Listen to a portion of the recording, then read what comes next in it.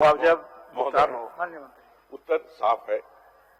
दिनांक 7/3/2021 के द्वारा स्थिति स्पष्ट करते हुए नई निबंधन दर के अनुसार अर्जनाधीन भूमि मुआवजा राशि मांग पुलिस मुख्यालय की गई है और भूमि अधिग्रहण हेतु वित्तीय वर्ष 2021-22 जो चलती साल थाना हेतु भूमि का मुआवजा राशि भूस्वामी को भुगतान किया जाने के हेतु निर्णय लिया गया है। बहुत जल्द हो जाएगा।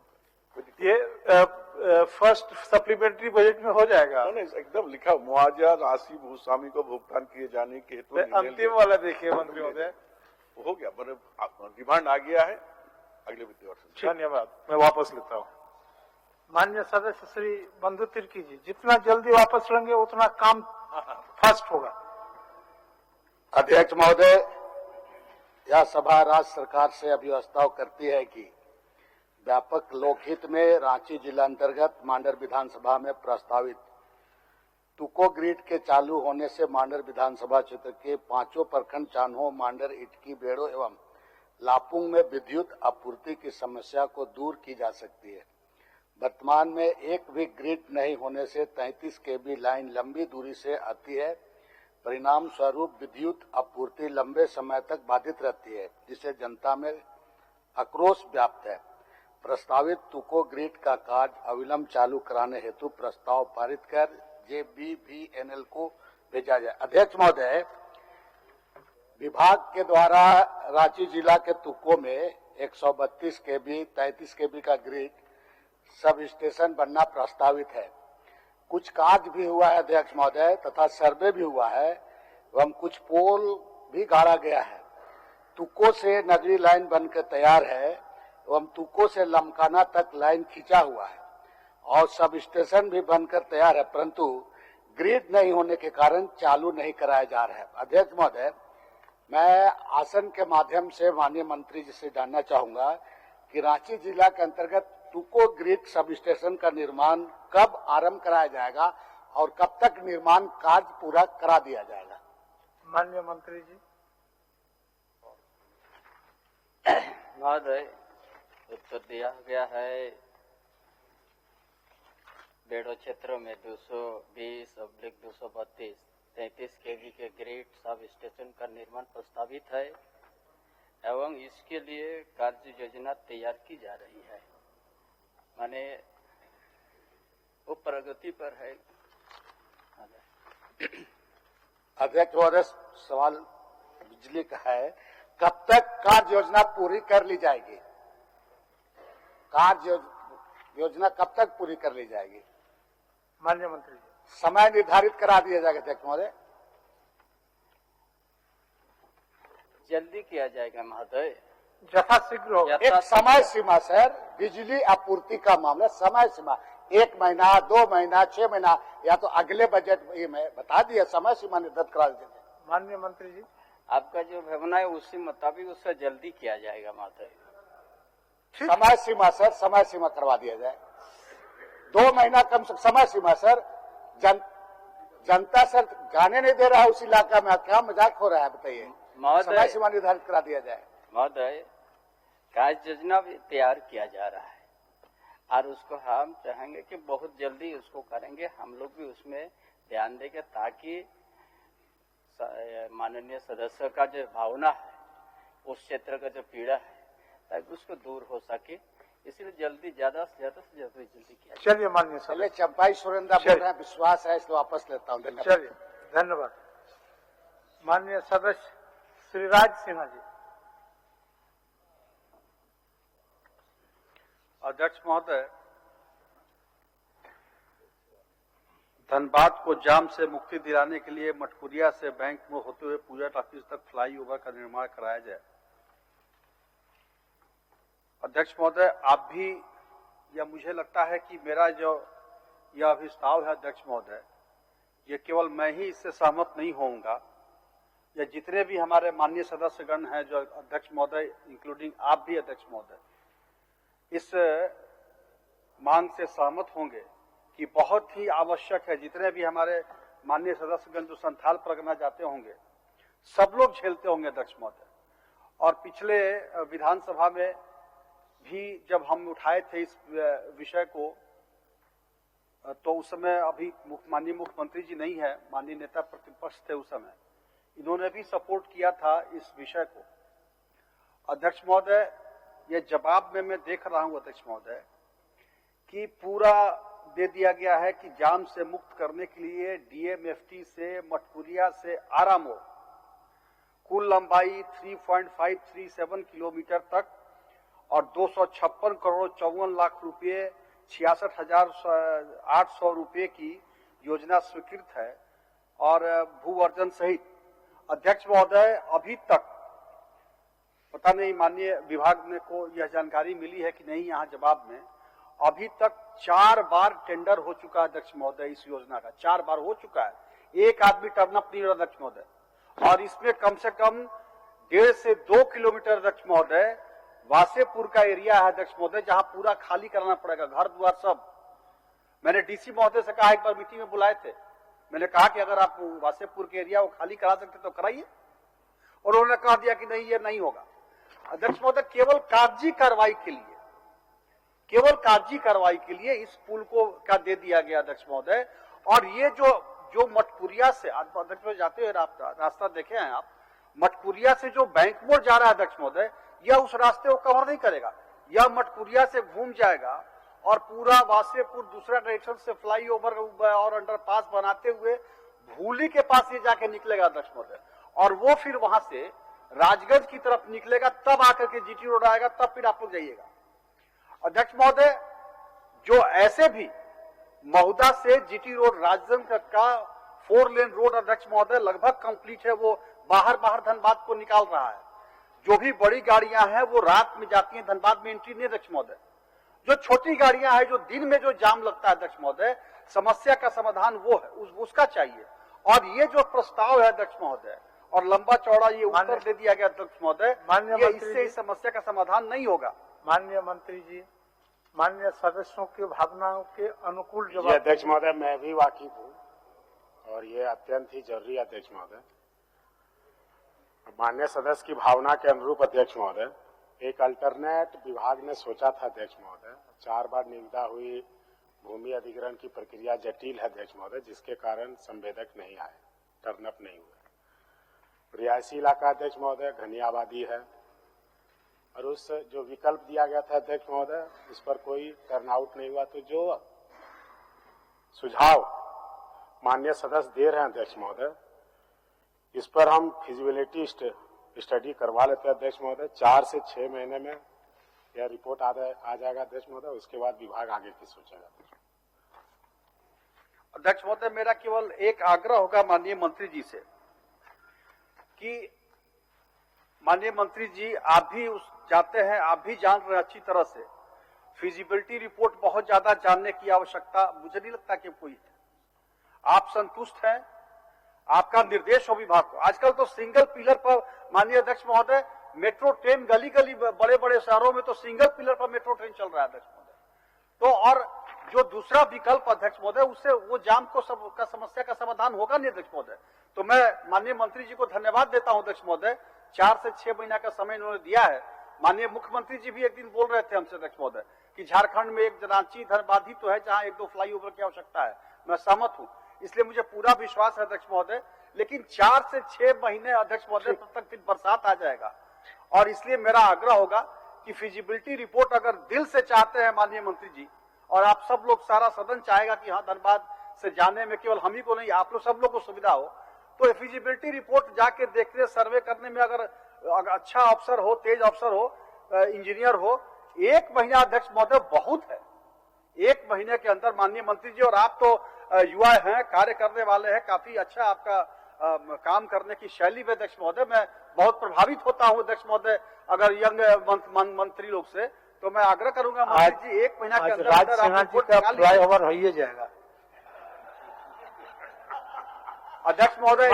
1 महीना के अंदर रिपोर्ट मंगा कर मंत्री जी। अध्यक्ष महोदय, हमने मैक्सिमम समय सीमा कहा अध्यक्ष महोदय, भावना उनका हम कद्र करेंगे, सोचेंगे कि कम से कम समय में करा दें। ठीक है लक्ष्मण जी, अब स्टाफ वापस लीजिए। धन्यवाद अध्यक्ष महोदय। अब माननीय सदस्य आशा पर अपना श्री प्रदीप यादव वापस लेते। अध्यक्ष महोदय, यह सभा राज्य सरकार से अभिस्ताव करती है कि झारखंड की सरकारी सेवाओं एवं गैर सरकारी सेवाओं की तमाम नौकरियां मूलवासी झारखंडियों के लिए आरक्षित हो।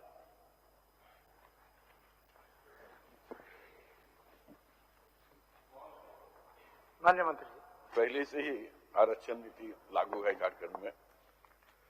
अनुसूचित जनजाति के लिए 26%, अनुसूचित जाति के लिए 10%, पिछड़ा वर्ग के लिए 8%, पिछड़ा वर्ग अनुसूचित 6%, आर्थिक रूप से कमजोर नागरिक का वर्ग जो 10%।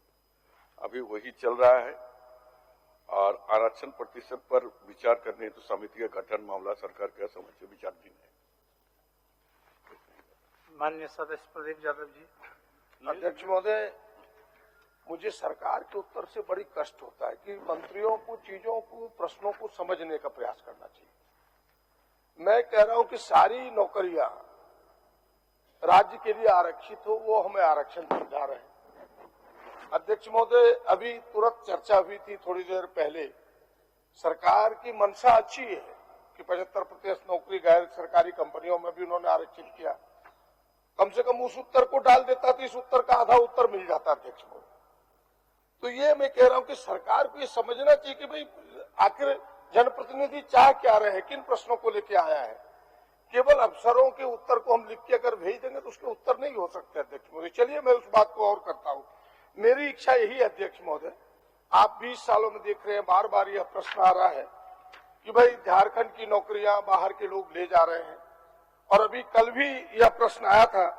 मैं आपके सूचनार्थ भी देना चाहता हूं अध्यक्ष महोदय, कल माननीय सदस्य अभी है नहीं जिन्होंने इस प्रश्न को उठाया था कि सहायक नगर निदेशक, टाउन प्लानर के लगभग सारी नौकरियां 32 में से 26 बाहर के लोग ले गए। मैं उसकी पूरी सूची आपके अवलोकनार्थ, ताकि यह पाठ बन सके, मैं दे रहा हूं विधानसभा को। पूरी कार्रवाई इनकी है। तो यह सरकार चाहती है कि एक झारखंडी को हम नौकरी दें, जिसका एक हिस्सा आपने देखा थोड़ी देर पहले मुख्यमंत्री जी ने भी किया कि भाई हम स्थानीय कंपनियों में देंगे। यह सरकार भी चाह रही है, और मैं इनको केवल यह ध्यान दिलाना चाहता हूं कि यह प्रावधान है, और संविधान के मैं 2 अनुच्छेदों को इनके सामने रखना चाहता हूं।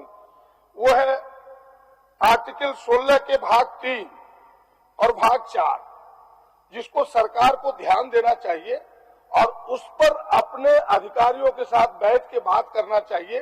क्या इन प्रावधानों के अनुरूप सरकार कोई कानून बना सकती है? केवल उसको उद्धृत इसलिए कर रहा हूं कि ताकि सरकार के ध्यान में जाए। आर्टिकल 16 के भाग 3 ये है अध्यक्ष महोदय, इस अनुच्छेद का कोई बात संसद को यानी पार्लियामेंट को कोई ऐसी विधि बनाने से निवारित नहीं करेगी जो किसी राज्य यानी कोई राज्य या संघ राज्य की सरकार या उसमें से किसी स्थानीय या अन्य प्राधिकारी के अधीन वाले किसी वर्ग या वर्गों के पद पर नियोजन या नियुक्ति के संबंध में ऐसे नियोजन नियुक्ति से पहले उस राज्य या संघ राज्य क्षेत्र के भीतर निवास विषयक कोई विहित करती है। यानी अगर राज्य कोई कानून बना दे, एक अच्छा प्रपोजल की मेरे यहाँ जो सरकारी सेवाएं हैं उसमें झारखंड का अनुपात बेहद कम है, एक सर्वे करा करके, और एक अगर कानून बना दे अध्यक्ष महोदय और वह पार्लियामेंट भेजे, तो पार्लियामेंट सारे सीटों को कुछ समय के लिए आरक्षित कर सकती है। मैं इस ओर सरकार का ध्यान करा रहा हूं। और चौथा अनुच्छेद है कि इस अनुच्छेद का कोई आर्टिकल 16 का खंड 4 है कि इस अनुच्छेद का कोई बात राज्य को पिछड़े हुए नागरिकों के किसी वर्ग के पक्ष में उसके प्रतिनिधित्व राज्य की राय में राज्य के अधीन सेवाओं में पर्याप्त नहीं है तो नियुक्तियों या पदों के आरक्षण के उपबंध कराने के से निवारित नहीं करेगी। ये दोनों जो आर्टिकल के पार्ट है अध्यक्ष महोदय, राज्य सरकार को पूरी शक्ति देती है कि आप राज्य के लोग जिनकी हिस्सेदारी नहीं है सरकारी नौकरियों में, आप उन्हें हिस्सेदारी दे सकते हैं, उसके लिए कानून बना सकते हैं। इसलिए मैंने इस प्रश्न को लाया अध्यक्ष महोदय, इस माध्यम से सरकार यह विचार करे कि अब तक जो पिछली सरकारें झारखंडियों के हितों और अधिकारों की रक्षा कर न सकी, क्या राज्य सरकार इस प्रकार के कानून बनाने पर विचार करेगी। जो बात इन्होंने इंगित किया है आरक्षण का कि भाई हम 50% दे रहे, अगर उसको बढ़ाएंगे तो सच में उससे भी अगर 75% आरक्षित होगा, कुछ तो आरक्षण हो जाएगा। वो भी ठीक है कि ओबीसी के आरक्षण को आप बढ़ाएंगे तो 75% लोग स्थानीय हो जाएंगे, लेकिन उससे भी कहीं आगे ये है। तो क्या सरकार इस प्रकार का विचार रखती है, ये हमें सरकार बताए। माननीय मंत्री जी। महोदय, मूल प्रश्न जो है उसको देखा जाए। राज्य सरकार के अविश्वसनीयता करती है कि झारखंड की सरकारी सेवाओं, जो इसका निम्न हमने उत्तर दिया, गैर सरकारी सेवाओं जो रिजर्वेशन नहीं है, हाँ? तो इन्होंने जिस आर्टिकल 16 और 14 के बारे में माननीय सदस्य चर्चा कर रहे थे, मुझे जानकारी नहीं है आर्टिकल 16 और 14। मैं निश्चित तौर पर आश्वस्त करते हैं कि हम जानकारी विभाग से करेंगे कि सरकार कितना शक्ति है कि रिजर्वेशन को अपना मन का मुताबिक तोड़कर कर सकते हैं। जितना भी हो सकेगा सरकार करेगी। धन्यवाद। अध्यक्ष महोदय, अब तो ये सीमा खत्म हो चुकी है ना, जिस माननीय चीज सदस्य। के मैंने नहीं अध्यक्ष मोदी है तो वाइटल कोई पुल तो है नहीं, मेरी बात माननीय सुन लेना एक आपका मिनट। बात को तो मान लिए, आप नहीं माने ना, मान लिए। आप मेरी बात तो सुन लीजिए ना, आप 1 मिनट लेंगे, अधिक समय नहीं लेंगे, 1 मिनट। आप ये कोई पुल नहीं ना अध्यक्ष महोदय की पुल बना देंगे तो हो जाएगा, ये तो नीतिगत है। मैं इसलिए आपको कह रहा हूं कि आप तो सरकार यह नहीं कह सकती 50% सीमा को हम पार नहीं कर सकते। सरकार तो अब ये पार कर सकती है, क्योंकि 60% तो पहले ही हो गया। 50% आप देते हैं, 10% जो आर्थिक रूप से कमजोर वर्ग है उसको मिलता है। मेरी बात सुन लीजिए ना, 16 आर्टिकल आप देखिए, हम विभाग से हमको जानकारी नहीं है। 16 की बात कर रहे हैं कि 16 के खंड 3 और खंड 4 में जो प्रावधान है उसके अनुकूल सरकार इस पर चर्चा करके कोई कानून बनाना चाहेगी। हम इसकी बात कर रहे हैं ताकि राज्य की नौकरियों को हम आरक्षित कर सके, ये मैं कह रहा हूं। माननीय मंत्री जी उसी बात को दोहरा दीजिए। बस उसी बात को हम दोहराना चाहेंगे कि हम देख लेंगे 16 और 14 क्या है। ठीक है प्रदेश जी, अपना अविस्तार वापस लीजिए, बात स्पष्ट हो। ज्यादा नौकरी मिले, आरक्षण। चलिए ठीक। मैं इस आशा के साथ कि सरकार को जो मैंने ध्यान में लाया है कि राज्य की नौकरियां आरक्षित हो झारखंडियों के लिए, उस पर विचार करेगी। जो हमने सामने विषय को लाया है, मैं अविस्तार को वापस लेता हूं। धन्यवाद। माननीय सदस्य श्री केदार हाजरा जी, हम लोग अभी 25-26 पर हैं। केदार हाजरा जी, हम लोग को 50 तक जाना पड़ेगा। थोड़ा सा सहयोग करेंगे आप सबको। अविस्तार फिर करती है कि सदन सरकार नेता का जमुआ वक्तव्य को होना है। जिला की दर्जा दे। महोदय, सरकार का जवाब आया है। पिछले सदन में भी इस प्रश्न को मैंने रखा था महोदय, और सरकार के किसी भी सरकारें आती जाती रहती है और सरकार का यही जवाब आता है कि उच्च स्तरीय समिति में इन विषयों को रखा जाएगा।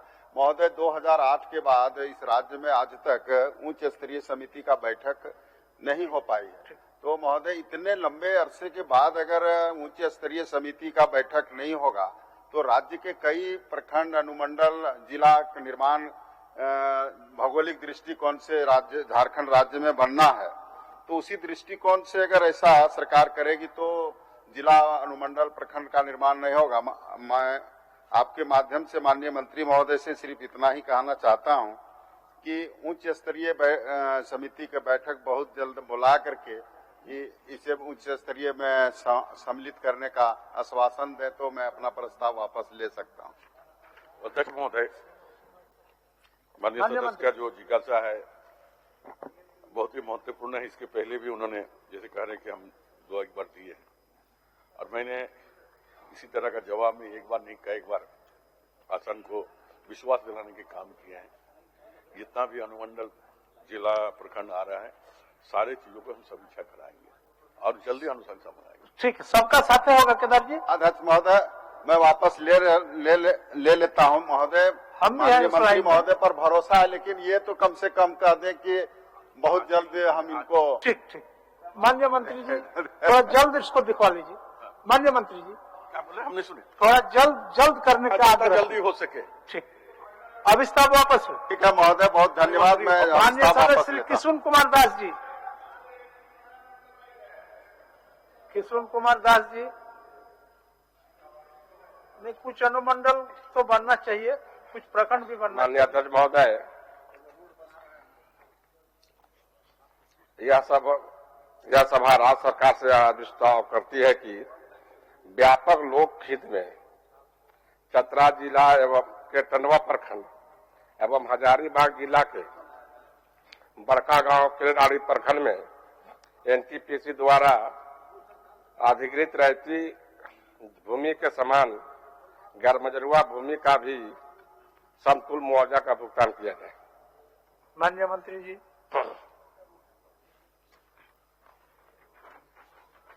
महोदय, केंद्र सरकार की लोक उपक्रम परियोजना अधियाचित गैर मौजूदा खास सरकारी भूमि विस्तारण के भूमि पर 30 वर्ष से अधिक अवधि के दखल कर एवं जो आबादी करने वाले व्यक्तियों को परियोजना के खर्च एवं सामान्य रियायतों को दे क्षतिपूर्ति के समतुल्य राशि का लाभ दिए जाने के भूमि विहित सलामी एवं स्थायी विस्तारण हेतु पंजीकृत मूल्य के राशि भी राज्य सरकार के कोष पे जमा करे जाने के संबंध में विभागीय के सभी उपाय झारखंड को निर्देश किया गया है।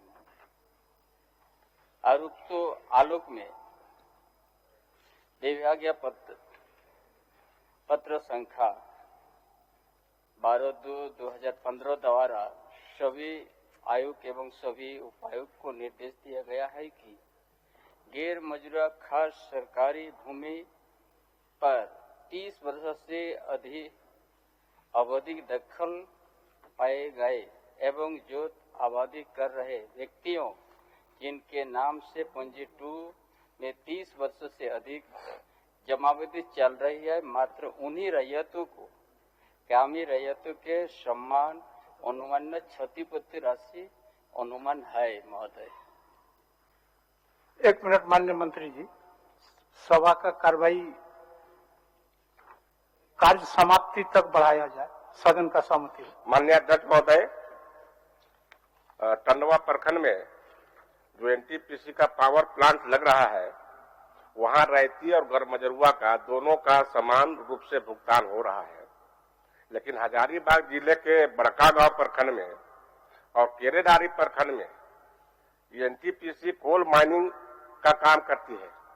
वहां पे रैयती का मुआवजा 15 लाख रुपए दिया गया और गैरमजरूआ का मुआवजा वो नहीं दे रही है, तो हम सरकार से इस पर स्पष्ट निर्देश चाहते हैं। या चिट्ठी तो गई है और चिट्ठी जो गई है इसमें जो डेट दिखाया जा रहा है 2009 के सरकार के पत्र के आलोक में एनटीपीसी टंडवा भुगतान किया, लेकिन बड़कागांव और केरेडारी में इसका भुगतान नहीं हो रहा है, तो इस पर सरकार का स्पष्ट जवाब चाहते हैं।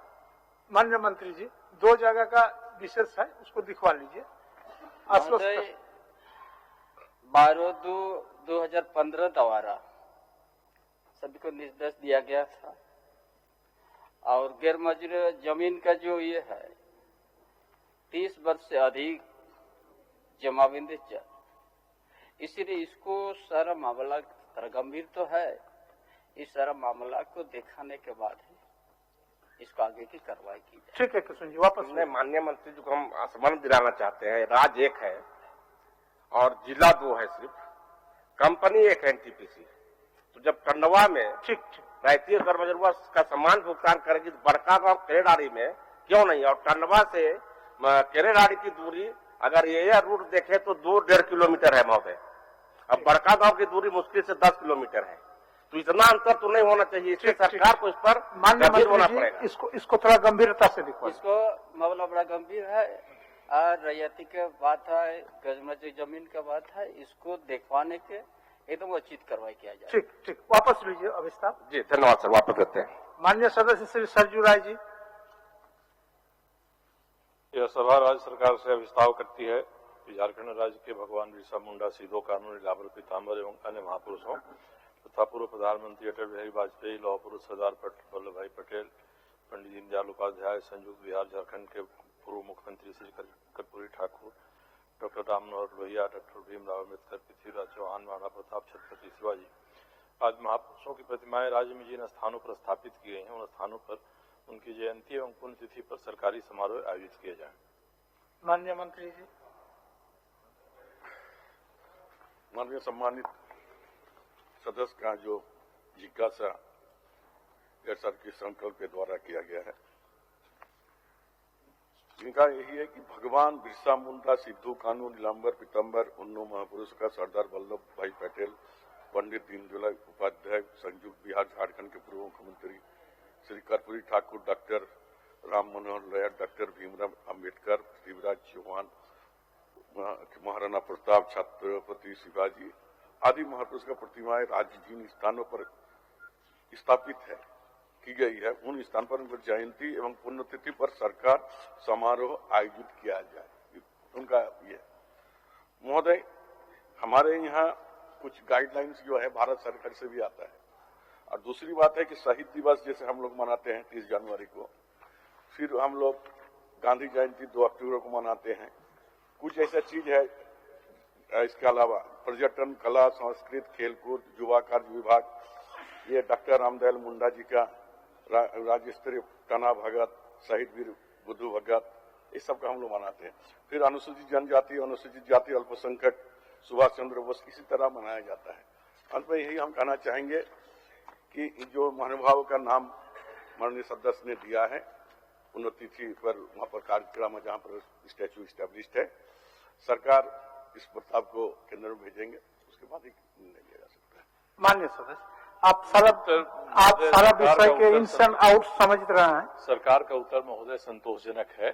मेरा एक ही निवेदन है कि इन महापुरुषों की प्रतिमाएं राजधानी में या उनके जन्म स्थल पर लगी हैं, वहां तो कार्यक्रम होते हैं, परंतु कई जिले ऐसे हैं जहां सरकार की निधि से, विधायक निधि से, सांसद निधि से इनकी प्रतिमाएं लगी हैं, तो जिलों में भी ये कार्यक्रम आयोजित हों। और राज्य की सरकार अन्य महापुरुषों के लिए भारत सरकार से एक सूची मांगे कि आप हमको बता दीजिए कि आप किन महापुरुषों को राष्ट्रीय महापुरुष मानते हैं। अविस्तार वापस ले ली। जी, अगर सरकार हमारी बात पर विचार कर ले तो मैं अविस्तार को वापस लेता हूँ। ठीक। अध्यक्ष महोदय, हमारे वरिष्ठ सदस्य सरजू राय जी का देश के आंदोलनकारी और शहीद लोगों के प्रति जो उन्होंने अपनी बातें रखी हैं, और शहीदों का सम्मान झारखंड की जनता हमेशा से करती रही है अध्यक्ष महोदय, क्योंकि ये राज तो आंदोलन का ही उपज है, ये आप सबको मालूम है। और हर जिले में मुझे नहीं लगता कोई ऐसा जिला इस राज्य में नहीं है अध्यक्ष महोदय जहां पर शहीदों को सम्मान ना दिया जाता हो, चाहे झारखंड के आंदोलनकारी हो, चाहे देश के आंदोलनकारी रहे हो। और अध्यक्ष महोदय, जो माननीय सदस्य की चिंता है उसको हम लोग भारत सरकार से संपर्क कर उनकी सूची भी उपलब्ध कराएंगे, और जो जिनको जो सम्मान जिस तरीके से देना है वो हम लोग देंगे। माननीय सदस्य श्री मनीष जायसवाल जी। अध्यक्ष महोदय, यह सभा राज्य सरकार से अभिस्ताव करती है कि राज्य में वर्ष 2018 से लागू the Jharkhand law officers engagement rule 2018 अंतर्गत राज्य के उच्च न्यायालय सहित सभी व्यवहार न्यायालयों में विधि पदाधिकारी के रूप में कई महत्वपूर्ण पदों पर अधिवक्ताओं की नियुक्ति का प्रावधान किया गया है, जिसके अंदर सरकार के अवर सचिव गृह विभाग झारखंड सरकार के आदेश संख्या इतना दिनांक 8/7 को झारखंड उच्च न्यायालयों में कुछ एक पदों पर जो लगभग 31 पदों पर योग्य अधिवक्ताओं की नियुक्ति की गई। साथ ही राज्य के कई व्यवहार न्यायालयों में उक्त रूल अंतर्गत भिन्न भिन्न पत्रों द्वारा विधि विभाग झारखंड द्वारा भी सरकारी वकील, अपर सरकारी वकील तथा एपीपी, पीपी के कई पदों के नियुक्ति हेतु आवेदनों की मांग की गई, परंतु व्यवहार न्यायालयों में लोक अभियोजकों एवं अपर लोक अभियोजकों पदों पर अभिवक्ताओं की नियुक्ति को सरकार जानबूझकर लंबित रखी है। उल्लेखनीय है कि सरकार राज्य के व्यवहार न्यायालयों में अधिवक्ताओं को लोक अभियोजक एवं अपर लोक अभियोजक पद पर नियुक्ति पर रोक वर्ष 2011 में गठित झारखंड अभियोजन सेवा शर्त एवं नियुक्ति नियमावली अंतर्गत लगा रखी है, जबकि अब उक्त पदों पर नियुक्ति हेतु सरकार नए रूल्स का गठन कर चुकी है, और जब किसी भी पद पर नियुक्ति की नई नियमावली का गठन किया जाता है तो पूर्व की नियमावली स्वतः समाप्त हो जाती है। अतः सरकार राज्य के सभी व्यवहार न्यायालयों में लोक अभियोजक एवं अपर लोक अभियोजक पद पर अधिवक्ताओं की नियुक्ति करे। माननीय मंत्री। श्रीमान मैं अपनी बात को रख लूं माननीय मंत्री जी। यहाँ मामला क्या है कि विधि विभाग और गृह विभाग से संबंधित है। 2006 में विधि विभाग ने इसको हस्तांतरित कर दिया गृह विभाग को। 2011 में गृह विभाग ने एक कानून भी इसमें बना दिया, अभियोजन सेवा नियमावली। पुनः 2018 में जो है विधि विभाग पुनः एक नियमावली बनाता है, ये इसको बोलते हैं the Jharkhand law officers engagement rule. इसी नियमावली के तहत आप 2020 में हाई कोर्ट में बहाली कर लेते हैं, लेकिन जब अदालतों की बात आती है, जिला में व्यवहार न्यायालयों की बात आती है, तब आप कहते हैं कि कोई बोलता है विधि विभाग करेगा, कोई बोलता है कि गृह विभाग करेगा। और इस चक्कर में माननीय मंत्री जी आपने आवेदन भी बुलवाया था, लोगों ने आवेदन दिया और हजारों वकीलों का, आप जानते हैं कोरोना काल में वकीलों का जो है ये पूरा जो पेशा है इस पे बहुत संकट आया हुआ है और ये सही समय है जब इनका हम लोग अभियोजन कर सके। तो ऐसे समय पर ये फुटबॉल का जो खेल हो रहा है इसको बंद करते हुए मैं मांग करता हूं कि अविलंब इनको जो है नियोजित किया जाए। माननीय मंत्री जी। महोदय, मेरा जवाब तो उन्होंने पढ़ लिया, सही जवाब जो हम लोग दिए थे वो भी आ गया है। और अभी जो वर्तमान में जो स्थिति है 16/2/2018 द्वारा जो Jharkhand law officer engagement rule 2018 बोल रहे थे, माननीय सदस्य बोल रहे थे, जो पहले कार्मिक विभाग में था फिर होम में चला गया है। मैं इस चीज को दिखा लेते हैं और जिस तरह बहुत दिनों से घूम रहे हैं वैसा नहीं हो, इस बात को विश्वास दिलाते हैं। देख श्रीमान हमारा जवाब स्पष्ट है एकदम। श्रीमान जवाब को जरा सा आपके पास भी इसकी कॉपी है, जरा आप देख लीजिए। मंत्री जी ने कहा कि बिल्कुल सही जवाब है, इनका ही जवाब है। 2006 में विधि विभाग को हस्तांतरित, दूसरे पैराग्राफ में 2011 में गृह विभाग द्वारा अभियोजन सेवा नियमावली बनाई गई पैराग्राफ 2 में। फिर पैराग्राफ 3 में कि 2018 में विधि विभाग ने पुनः, गृह विभाग ने 11 में बनाया और पुनः विधि विभाग ने 2018 में इस पर जो है बनाया। और इन्होंने क्या लिखा कि वर्तमान में लोक अभियोजक एवं अवर लोक अभियोजक का पदस्थापना स्थानांतरित आदि गृह कारा। तो श्रीमान अगर 2018 में विधि विभाग द्वारा अगर नियमावली बनाया गया है तो किस रूप से ये जो है इनका जवाब है कि गृह और कारा विभाग इसको करेगा। श्रीमान कारा विभाग ये जो इनका जवाब मंत्री जी ने कहा कि बिल्कुल सही, यहाँ पर विसंगति है जो देखने को मिला है महोदय, इसको तो सुधार करना पड़ेगा। सुन लीजिए मान्य सदस्य, सुन लीजिए। माननीय मंत्री, वकील हमारे हुजूर पूरे राज्य के लगभग 30 से 35 हजार वकीलों का इस एक कागज से समायोजन होना है। श्रीमान जी, तो मैं आपसे आग्रह करूंगा श्रीमान कि उनके हितों को देखते हुए इस कम से कम चलते ये मैं आज जो है इनको निर्णय लेना चाहिए। ये मामला बहुत सालों से लटका हुआ है। श्रीमान ठीक, मान्य मंत्री जी, हमारी सरकार जवाब कहीं छुपाने की काम नहीं किया, स्पष्ट रूप से जवाब दिया। और जो विसंगति है अभी उसको हम लोग दिखाकर जल्द इसका निर्णय लेंगे। छुपाने तो कहीं काम नहीं किया, 2018 में हुआ। मान्य सदस्य क्या बोलते हैं फिर क्या इस विषय में जो वस्तुस्थिति है, वर्तमान में जो वस्तुस्थिति है और जिस परिस्थिति के चलते ये काम नहीं हो पाया है, उन विषय का वर्णन आपके समक्ष कर दिए, सदन के अंदर कर दिए। अब इनके निराकरण के लिए कैसे ये दूर होगा उसके लिए माननीय मंत्री जी आप आश्वस्त कर रहे हैं कि बहुत जल्द करेंगे। मैं आपकी भावनाओं का सम्मान करता हूं कि जो गलत सही जो भी है आपने कम से कम अपने उत्तर में समाहित किया। आपसे एक ही प्रार्थना है कि इसको निपटारा कर दे और अगर हो सके तो हम लोगों को भी उसमें सम्मिलित कर लें ताकि जल्दी से जल्दी इसका निपटारा हो सके। इस आशा और विश्वास के साथ कि आप झारखंड के कम से कम 30-35 हजार वकीलों को ठगिएगा नहीं, मैं अपने प्रस्ताव को वापस लेता हूँ। बहुत बहुत धन्यवाद। ठीक है मान्य, ले लिए। मान्य श्री रामचंद्र चंद्रवंशी जी।